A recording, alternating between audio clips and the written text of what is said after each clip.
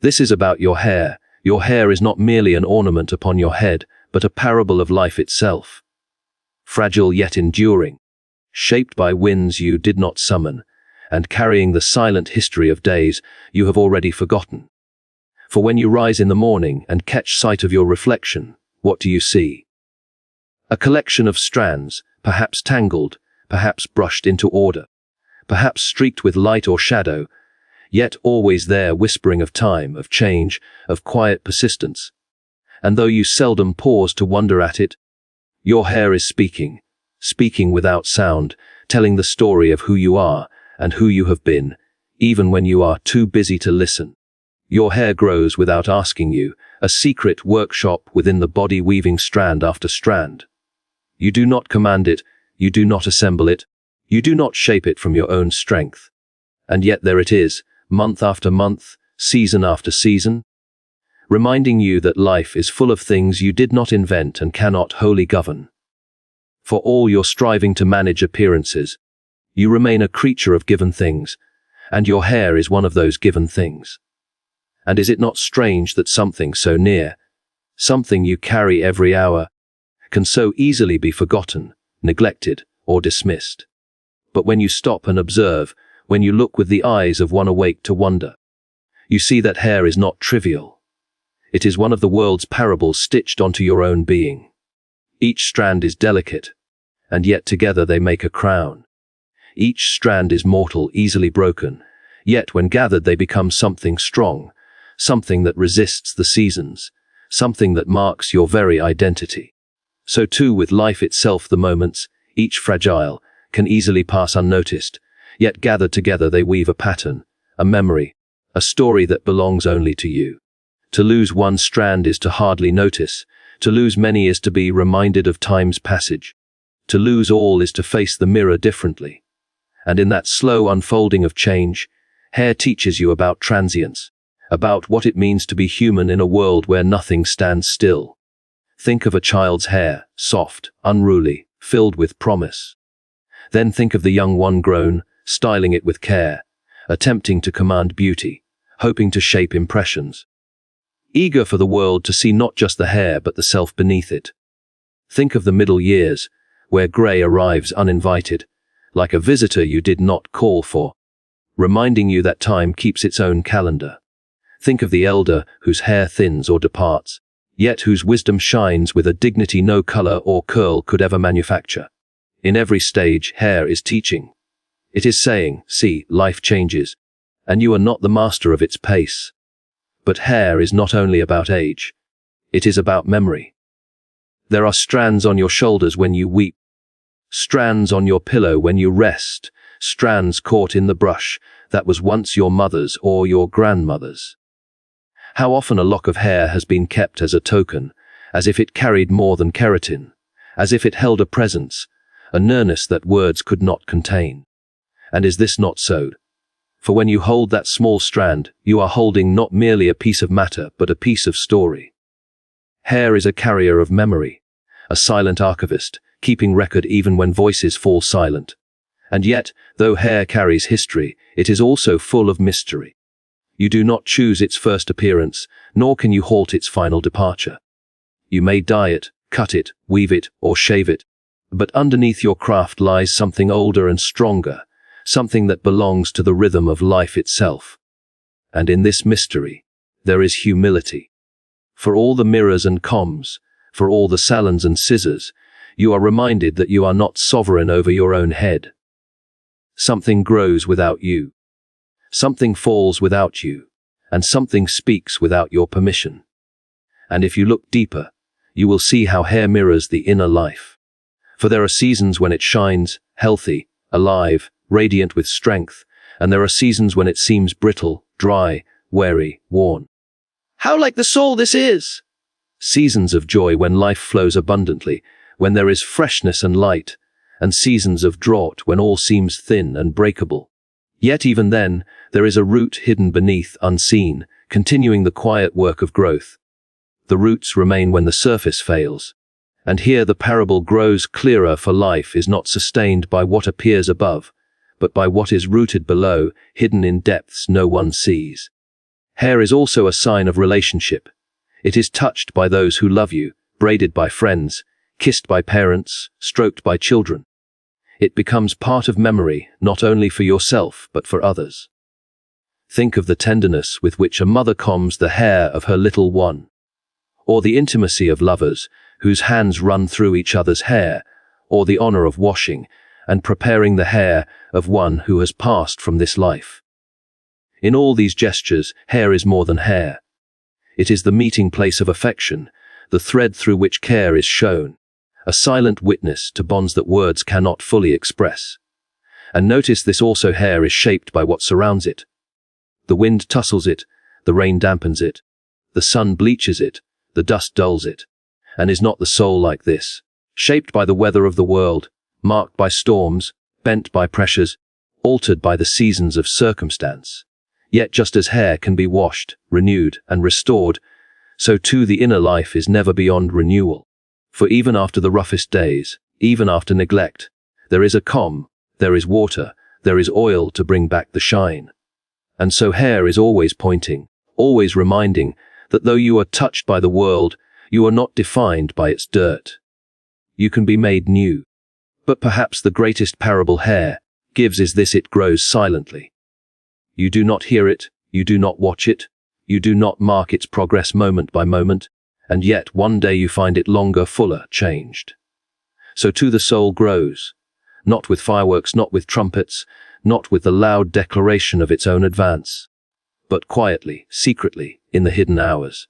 And one day, without knowing exactly how, you find you are different, you find you have grown. You find time has shaped you into something new. And here hair becomes a mirror, not of vanity, but of patience, of endurance, of the slow miracle of becoming. You see then, your hair is not trivial. It is not merely style, fashion, or vanity. It is a daily reminder, placed upon you by the very nature of your being, that life is fragile yet enduring, that change is constant yet not without meaning, that beauty is fleeting yet not without purpose. And to those who will listen, it speaks. It whispers of humility, of mortality, of identity, of memory, of growth, of relationship, of renewal. It is the sermon preached upon your head every day, whether or not you attend to it. This is about your hair. Your hair is to despise or exalt it too greatly is to miss its deeper lesson, for it whispers not vanity but humility, that beauty fades, yet meaning lingers in the unseen roots from which all things grow. When you stand before the mirror and catch sight of the strands that frame your face, you are confronted with a truth that often goes unspoken.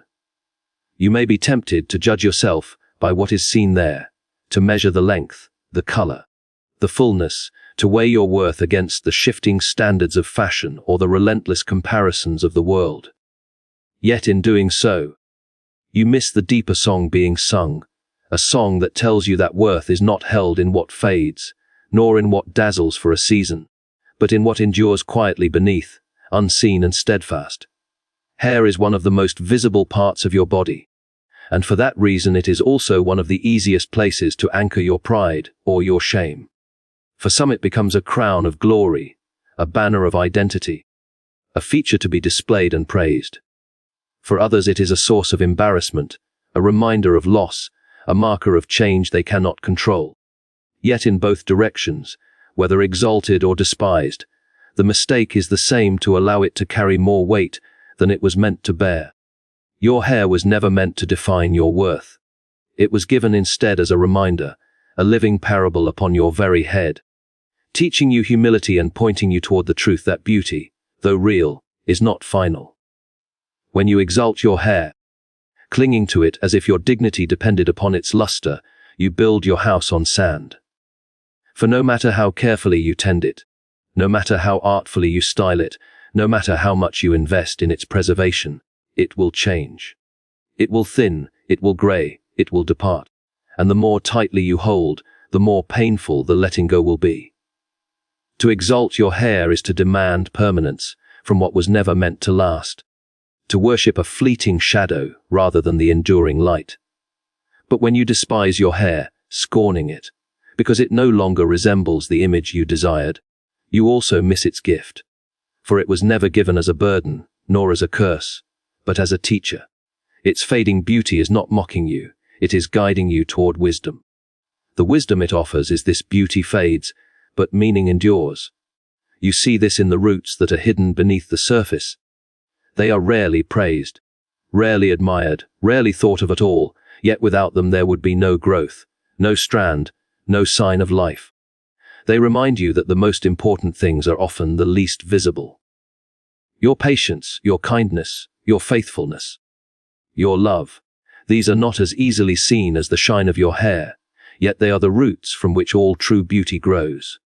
And when the visible fades, as it always will, it is these unseen roots that remain, anchoring you, sustaining you, carrying the meaning that time cannot erase. Hair also whispers humility through its very nature. It does not ask your permission to grow, nor does it consult you when it falls. It begins in childhood with a softness you cannot remember choosing, and it continues through youth, maturity, and age, always changing, always reminding you that you are not in control of its course. It submits itself to time, and in doing so it asks you to submit as well. It refuses to remain unchanged, and in that refusal it declares the truth that you, too, are a creature bound by time. To accept this is not defeat but humility. The humility of knowing that your worth lies not in resisting change, but in walking through it with grace. Think of how much energy is spent in this world chasing after the appearance of hair. The dyes, the treatments, the surgeries, the disguises, all striving to hold on to what cannot be kept forever. And think also of the sorrow borne by those who feel that their worth has diminished because their hair has diminished. In both cases, the gaze is fixed too narrowly, too shallowly, missing the deeper truth. For the worth of a life is not measured by the crown upon the head, but by the roots beneath the surface, the character and soul that endure even as the strands change or depart. To exalt or despise the hair is to let the surface silence the depth. Hair is also a parable of identity. It can be cut, reshaped, colored, transformed, yet no matter what is done to the surface, the root remains the same. And is this not a lesson for life itself? Appearances can shift, circumstances can alter, you can be adorned or diminished in the eyes of others. But the root of who you are, the unseen essence, remains. Beauty may fade, but meaning remains. The surface may change, but the truth that lies beneath does not. And if you build your identity on the surface, you will be undone when the surface shifts. But if you root yourself in the unseen, in what is lasting, then you will endure with peace even as your outward form alters. Hair is also an equalizer, for none escape its fading. The proud and the humble, the strong and the weak, the rich and the poor, all are subject to the same law of time. No crown of wealth can preserve it forever. No hand of power can command it to stay. And in this equality lies humility. Hair strips away illusion and reminds you that you are no greater and no lesser than your neighbor. That time will work its course in you, as it does in them. That pride is foolish and despair is needless. For all are bound together by the same fading, and all are invited to seek the same enduring meaning. The fading of hair is not only a loss, it is also a gift. For in its change it loosens your grip on vanity, and in its departure it points you toward the unseen. It is like a teacher who does not flatter you with what you want to hear, but tells you what you need to know. And what you need to know is this: your worth is not tied to what the mirror shows you. The mirror shows you only the surface, but the roots of your life go far deeper, into the soil of time, into the ground of meaning. To learn this lesson is to be freed from fear, freed from pride, freed from shame. For then you can look at your reflection, not with vanity or with sorrow, but with humility, knowing that what matters most is not fading. Hair also reminds you that beauty itself is not wrong, only temporary. To enjoy it is not vanity if you do not cling to it. To delight in it is not pride if you remember its source. The error is not in cherishing the beauty while it lasts, but in mistaking it for permanence. Like flowers in spring, it was meant to be enjoyed, to be received as a gift, to be let go when the season passes. And in its passing, you are drawn to something deeper, something that does not wither. For the roots of your life are not bound to the seasons. They are bound to what lies beyond season, to what lies beneath the surface, unseen but sustaining. And so your hair, fragile and fleeting though it may be, is not a trivial part of you. It is a daily parable written upon your own head, teaching you humility, teaching you to let go of vanity, teaching you to find your worth not in what fades, but in what remains. Every strand that falls, every change that comes, is another whisper of this truth. To exalt it too highly is to miss the lesson. To despise it too harshly is to miss the gift. But to see it as it truly is, as a fading beauty that points you toward lasting meaning, is to receive its wisdom, and in that wisdom to find peace. This is about your hair. Your hair is to despise or exalt it too greatly is to miss its deeper lesson, for it whispers not vanity but humility. That beauty fades, yet meaning lingers in the unseen roots from which all things grow. And when you stand before the mirror, gazing not only at the color or the shine, but at what it tells you about yourself, you begin to understand that hair is not a trophy, not a banner to boast over, nor a burden to despise, but a sign, a shadow, a living metaphor that calls you into reflection. For too long the world has taught you to prize it beyond reason, to measure worth by its fullness or its form, to crown the one with curls or volume, and dismiss the one whose hair thins or grays. And yet in this very preoccupation, you miss the real sermon being preached on your head. Beauty fades, but meaning does not. Your hair speaks of humility, for it will not stay as it is. However much you nurture it, however much you polish or dye or trim, it remains subject to time. It will lose the vigor it once had. It will shed itself strand by strand. It will grow weary as you grow weary. And in this it is teaching you a truth you would rather ignore, that all external beauty, however splendid, is temporary. The child whose hair is golden may one day find it dulled. The youth whose locks are strong may find them receding. The elder whose crown has thinned may remember, with longing, what once was. Yet none of these stages are to be despised, for each carries its own meaning. Each bears its own dignity. Each whispers the truth that it is not in the brightness of color, nor the abundance of strands that value is found, but in the life that flows unseen from the root. Consider how roots work, hidden beneath, unseen, unpraised. You do not stop each morning to thank them. You do not admire their beauty, for they are invisible. And yet they are the very source of what is visible. Without them, there would be no growth above, no strand, no lock, no crown to touch or to see. And so hair reminds you that what matters most is not what dazzles the eye, but what sustains life quietly below. How many people spend their days cultivating appearances while neglecting the hidden roots of the heart? How many strive to present themselves as splendid while their unseen life withers in neglect? Hair, in its fading beauty, points to this truth. The outer will not last, but the inner, though unseen, endures. To exalt hair too greatly is to make an idol of what was meant to be a sign. How many pursue endless treatments, desperate to halt the advance of time, to reverse what cannot be reversed, to cling to youth as if youth were life itself. But hair laughs at this vanity, for however you fight, it changes still. And when you attempt to hold too tightly, the very grasp reveals fear rather than freedom. The hair you love today will change tomorrow, and the tomorrow you dread will come regardless of your grasp. So do not worship it, for it was not given for worship. It was given as a reminder, a gentle voice telling you, hold loosely to what fades, and invest in what endures. Yet, to despise hair is equally mistaken. How many look into the mirror and feel shame, as if the thinning or the graying, or the loss itself were a curse? How many believe that worth is diminished with each strand that falls? This is no less an error than vanity, for in despising what fades, you are despising the parable itself. Hair is not mocking you when it changes, it is teaching you. It is saying, do not measure your worth by me, for I was never meant to carry that weight.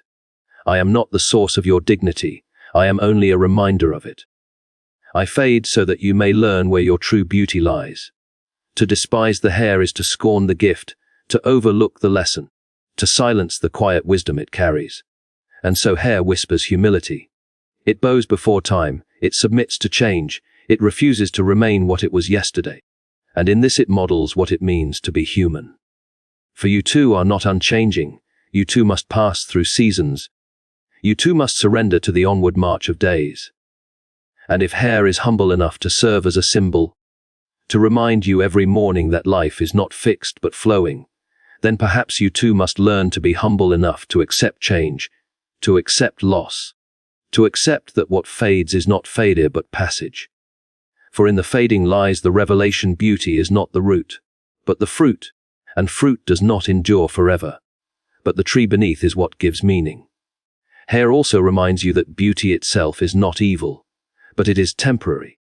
You are not wrong to enjoy the shine of your youth, the fullness of your crown, the delight of a color that glows in sunlight. Such joys are real and good, but they are not final. They are like blossoms on a tree, beautiful while they last, fragrant and cherished, but destined to fall, destined to make way for another season. To cling to them as if they will never depart is folly. To despise them because they will not last is ingratitude. The wisdom is to cherish them while they are given, to give thanks for their season, and to release them when they go, knowing that deeper meaning lies beneath. Hair, in its quiet lesson, teaches you this rhythm: receive beauty as a gift, not as a possession, for the giver is greater than the gift, and the roots are deeper than the petals. Think also of how hair equalizes all people. For kings and beggars alike face its fading. The wealthy may purchase treatments, the poor may not, but in the end all must face the humility of change. The dye will wash away, the strands will fall, the crown will thin, and no riches can preserve it forever. And in this, hair declares equality. It strips away illusion and reminds you that beneath all pride and pretense, you are mortal, you are passing, you are one among many, bound by the same law of time. And if you can accept this lesson with grace, you will find freedom. For then you will no longer be enslaved to appearances, but liberated to live in meaning. Hair also teaches patience. It grows slowly, quietly, day by day, not according to your command, but according to its own rhythm. You may wish it to grow faster or slower, but it will not obey your impatience. And just as you must wait for it, so too you must wait in life for the unseen roots to bear their fruit. You cannot demand immediate transformation, you must endure seasons of waiting, trusting that what is hidden is at work. The fading of beauty does not mean the root is dead. The loss of glory does not mean the meaning is gone. The unseen remains, though the seen changes, and patience is required to perceive it. And so, when you see a lock of hair fall, do not tremble. When you see grey upon your head, do not despair. When you see beauty alter, do not imagine that dignity has departed. Instead, remember that this too is part of the lesson, part of the parable written upon your very self. For beauty fades, but meaning lingers. Meaning lingers in the unseen roots, in the hidden life that nourishes all that appears above. Meaning is not destroyed when appearance alters, it is revealed more clearly when appearance no longer blinds you. And so hair, in all its frailty, in all its change, is preaching humility, preaching endurance, preaching the eternal truth that the deepest things are not those which dazzle, but those which sustain.